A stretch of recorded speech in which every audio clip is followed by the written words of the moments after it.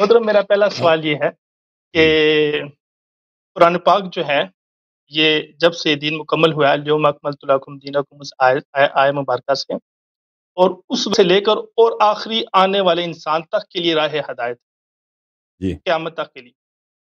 تو جی میرا سوال اس میں یہ ہے کہ جب راہ ہدایت آخری انسان قیامت تک والے انسان کے لیے راہ ہدایت یہ ہے، تو پھر ہادی کی ضرورت کیوں ہے؟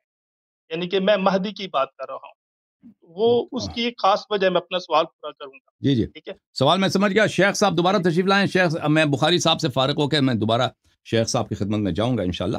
امید کرتا ہوں کہ کال پھر نہ کٹے. آپ کی خدمت میں عرض ہے کہ قرآن ہدایت ہے، لیکن قرآن کافی نہیں ہے. دیکھیں قرآن ایک ایسی کتاب ہے، صامت ہے، ساکت ہے.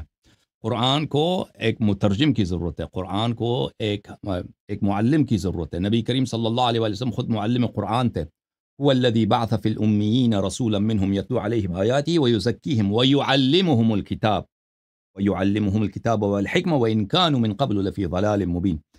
مسلمانوں میں سے کسی کا عقیدہ یہ نہیں ہے کہ صرف قرآن کافی ہے، کیونکہ سب کو معلوم ہے کہ اب قرآن تو ہمارے پاس درمیان موجود ہے، مسلمانوں کے درمیان اتنے قرآن کے حافظ ہیں ماشاءاللہ. قرآن کے ایسے قاری ہیں جو مختلف انداز میں ایسے تلاوت کرتے ہیں قرآنی آیات کی کہ انسان واقعا تعجب کرتا ہے کہ ماشاءاللہ کتنا پیارا اور کتنا ان لوگوں نے محنت کی ہے جو قرأت کرتے ہیں ترتیل کے ساتھ یا دوسرے جو انداز قرأت ہیں.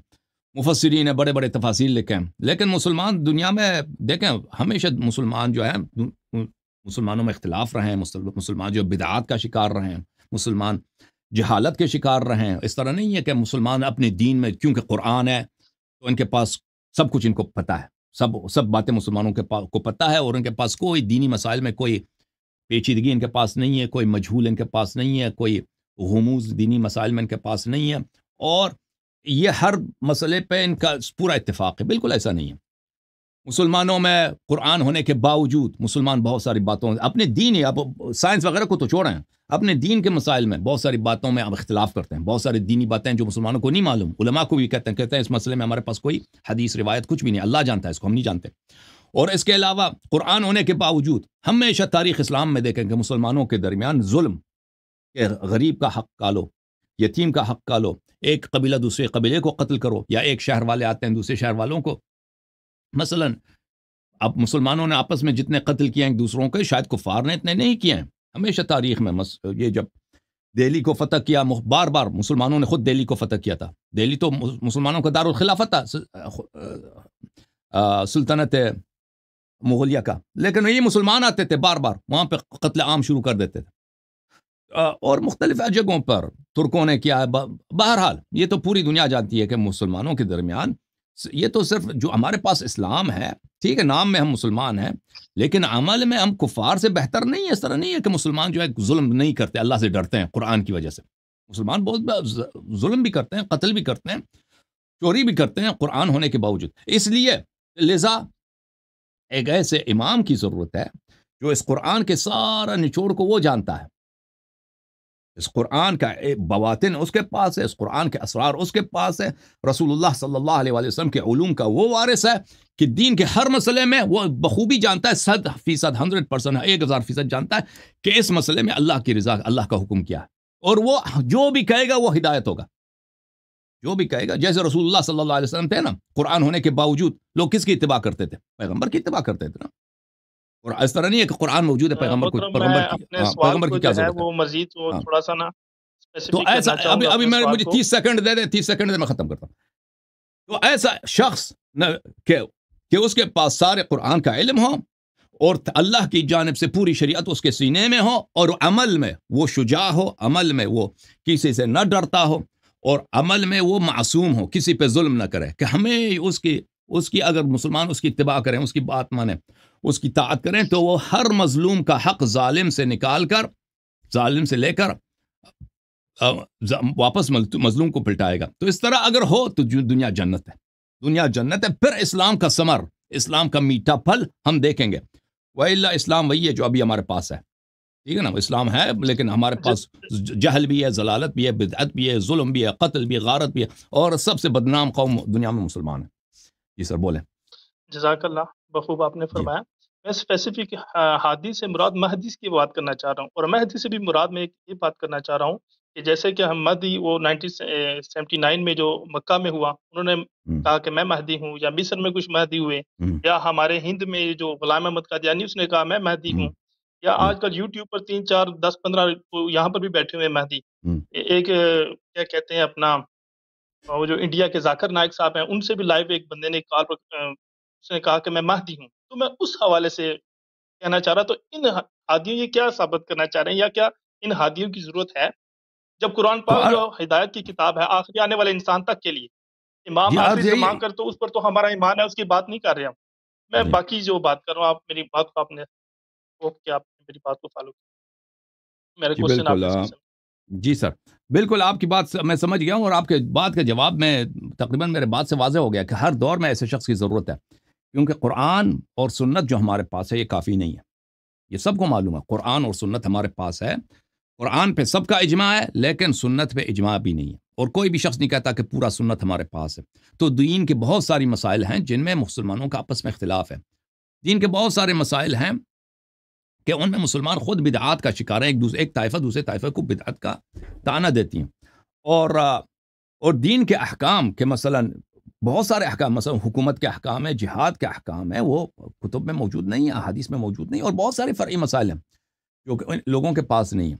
تو لہذا کہنے کا مقصد یہ ہے کہ وہ ایک ایسا شخص نبی صلی اللہ علیہ وآلہ وسلم کے بعد ہر زمانے میں جس کے پاس پورا قرآن موجود ہو، اور قرآن کے بواطن، نہ صرف قرآن کا ظاہر، قرآن کے باطن باطن باطن، وما فرطنا فی الکتاب من شیء، کہ اس کتاب میں ہر چیز، جیسے عبداللہ ابن عباس کہتے تھے نا کہ میں اگر میری رسی بھی گم ہو جائے تو میں قرآن سے ڈھونڈ کے اس کو نکال لیتا ہوں، اور پھر پورا سنت تو اس کے پاس موجود ہو، اور وہ بغیر اجتہاد کے، بغیر مثلا کسی شک کے، بغیر اتباع ظن کے، یقین کے ساتھ کہ اس کو پتہ ہو کہ یہ اللہ کا حکم ہے، اس مسئلے میں یہ ہے، تو ایسا شخص کا ہونا ہر زمانے میں ضروری ہے، وہ تبھی اسلام اللہ کے دین ہے، وَإِلَّا یہ ایک ظنون کا مجموعہ ہے، گمانوں کا مجموعہ۔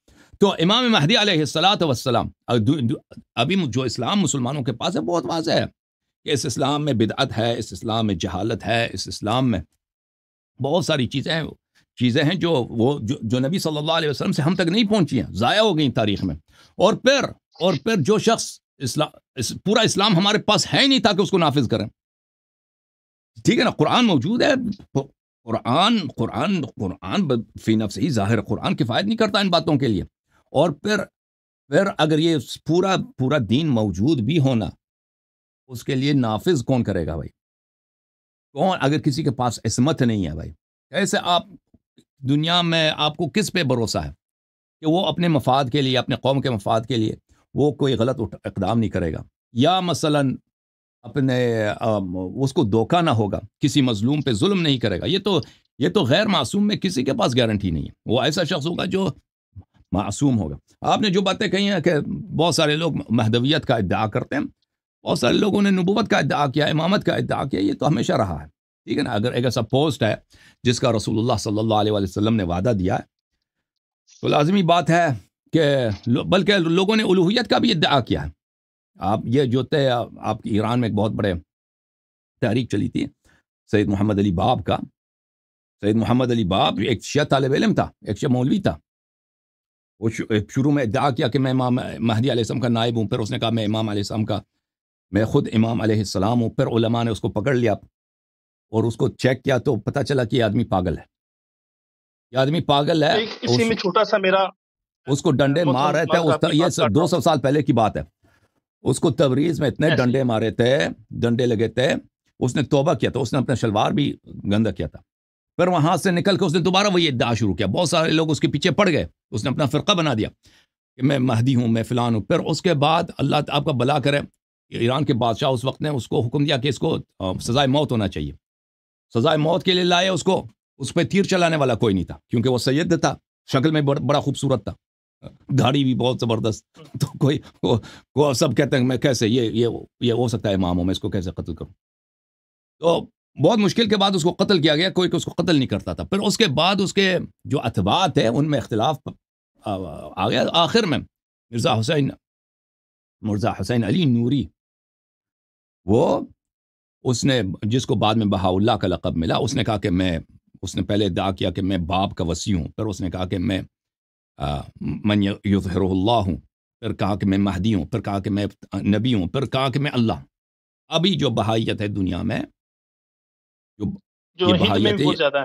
ہاں، تو یہ کیا ہے؟ یہ کہتے ہیں محمد مرزا حسین علی نوری اللہ تھے، اللہ اس کی شکل میں ظاہر ہوا ہے، اللہ اس کی شکل میں، اور بہت سارے جو ہے لوگ اس کے پیروکار بن گئے. ابھی دنیا میں بہت سارے اس کے پیروکار ہیں. ہندوستان میں، امریکہ میں گورے بہت سارے جو امریکی ہیں بہائی بنے.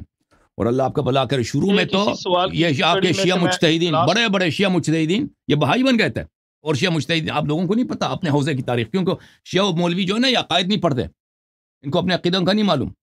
اکثر بہائی جو تھے، یہ یاد رکھیں، میں شیعوں کے لیے عرض کر رہا ہوں، اکثر بہائی شروع میں جو تھے شیعہ، بڑے بڑے شیعہ مولوی تھے، اور شیعہ جو مذہبی طبقے تھے ان کو دھوکہ ملا سب سے زیادہ. اور مجتہدین کے فرزندان جو جا کے عزاداری کرتے ہیں، وہ ماتم کرتے ہیں روزہ امام حسین پر، ان کی ویڈیو نظر آتی ہیں. باریش ہیں اور ٹوپیاں بھی پہنی ہوئی انہوں نے. نہیں وہ بھائی نہیں ہے، بھائی زیارت کے لیے آتے، وہ بہرے ہیں بھائی، وہ بہرے ہیں، وہ اسماعیلیہ، وہ بہرے ہیں. اچھا وہ بہرے ہیں. ہاں یہ بھائی اور ہیں بہرے، وہ زیارت کے لیے نہیں آتے. ان کا عقیدہ یہ ہے کہ اسلام منسوخ ہے، اسلام کو نسخ کیا ان لوگوں نے. کہتے ہیں اسلام دین منسوخ ہو چکا ہے، ختم، شریعت منسوخ ہے، ان کا اپنا شریعت. صحیح. جوم جاؤ، پرواز کرو، کیوں فخر سے سر اٹھا، کیونکہ اللہ تعالیٰ نے تمہیں انتخاب کیا. صراط حق پر صرف تم ہی، صراط ایمان پر صرف شیعہ، کیونکہ اللہ تعالیٰ نے تمہیں انتخاب کیا. صراط حق پر صرف تم ہی، صراط ایمان پر صرف